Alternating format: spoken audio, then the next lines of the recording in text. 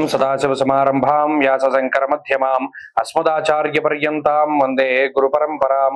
జ్యోతిష్ శాస్త్రాన్ని భావితరాల వారికి ప్రసాదించిన ఋషుల యొక్క పాదపద్మాలకు నమస్కారం చేసుకుంటూ, అలాగే నాకు ఈ జ్యోతిష విద్యను నేర్పిన గురువర్యులు జ్యోతిష బ్రహ్మ కీర్తిశేషులు శ్రీ ఏరంకి సూర్యనారాయణమూర్తి గారు, సూర్య శ్రీ దైవజ్ఞ గారి యొక్క పాదపద్మాలకు నమస్కారం చేసుకుంటూ, ఓం శ్రీ మహాగణాధిపతి నమః, శ్రీ గురుభ్యో నమః, హరి ఓం. వీక్షకులందరికీ నమస్కారం. మకర రాశి వారికి ఈ వారం సామాన్యమైనటువంటి స్థితి గోచరిస్తూ ఉన్నది. ఏలినాటి శని వెళ్ళిపోయిన తర్వాత మొదటి వారము, తృతీయ స్థానంలో రవి, తృతీయ స్థానమందు శనేశ్వరుడు, పంచమ గురుడు, తృతీయ చంద్రుడు, ఇలా 4 గ్రహాలు యోగించేటువంటి వారం. అలాగే కుజుని యొక్క స్థితిలో మార్పు కారణం చేత కుజుని యొక్క అనుకూలత తగ్గింది. అయితే కుజుడు అనుకూలించకపోయినా ఇప్పుడు వచ్చే పెద్ద బాధ లేదు, ఎందుకంటే గతంలో శని యొక్క బాధ నుండి ఆయన కాపాడారు. ఇప్పుడు ఆయన పని పూర్తయిపోయింది, ఆయన వెళ్ళొచ్చు.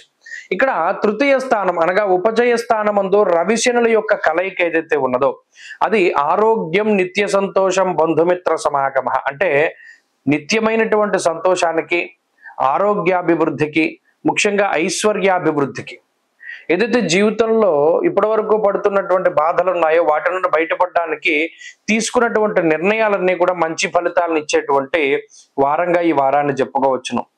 అలాగే మానసికమైనటువంటి సంతృప్తి ఉంటుంది, ఆదాయ మార్గాలు పెరగడం, పరిచయాలు పెరగడం, లేదా మీకు సహాయం చేసేటువంటి వ్యక్తులు దొరకడం, ఇలా అదృష్టం మిమ్మల్ని వెతుక్కుంటూ వచ్చేటువంటి పరిస్థితులు మీరు పరిశీలన చేయొచ్చు. చక్కగా అవన్నీ కూడా కనబడుతూ ఉంటాయి. అబ్బాయి గతంలో ఇవి ఇలా జరిగేది, ఇప్పుడు ఇలా ఫేవర్ గా జరుగుతుంది, ఆ మార్పు నేను గమనిస్తున్నాను అనేటువంటి మాటలు కూడా వినబడుతూ ఉంటాయి. ఏదేమైనా నిదానంగా సాగుతుంది ఈ వారం అంతా కూడాను. ఈ వారం ప్రారంభంలోనే చక్కగా మానసికమైనటువంటి ఆనందాన్ని కలిగించేటువంటి సంఘటనలు కనబడతాయి. అలాగే బంధుమిత్రులతోటి లేదా శుభ కార్యక్రమాల్లో పాల్గొనుతూ ఉండడం, తీర్థయాత్రలు చేస్తూ ఉండడం లాంటివి కూడా కనబడుతూ ఉంటాయి. అలాగే ప్రత్యేకించి ఉద్యోగంలో ఉండేటువంటి ఒత్తిడి తగ్గుముఖం పడుతుంది. అన్ని రకాలుగా కూడా కొంత ఒక పాజిటివ్ అట్మాస్ఫియర్ అన్నది ఈ రాశి వారికి ఏర్పడుతూ ఉంటుంది. ప్రత్యేకించి సప్తమంలో కుజుడు కొంత కాలాన్ని అతిక్రమించి భోజనం చేసేటువంటి దానికి, అలాగే నిద్రా సౌఖ్యం కొంత తక్కువగా ఉండేటువంటి పరిస్థితులకి కారణమవుతారు. చర్మ సంబంధమైనటువంటి సమస్యలు రావడానికి అవకాశాలు ఉంటాయి. ఈ విషయాలు తప్పితే మిగతావన్నీ కూడా మకర రాశి వారికి చాలా అనుకూలంగా ఈ వారంలో కనబడుతూ ఉన్నాయి. ప్రత్యేకించి మకర రాశి వారు మరింత అనుకూలమైనటువంటి గ్రహస్థితిని సంప్రాప్తం చేసుకోవడానికై ఎక్కువగా ఆంజనేయ స్వామి వారి యొక్క ఆరాధన చేస్తూ ఉండడం చెప్పదగినటువంటి సూచన.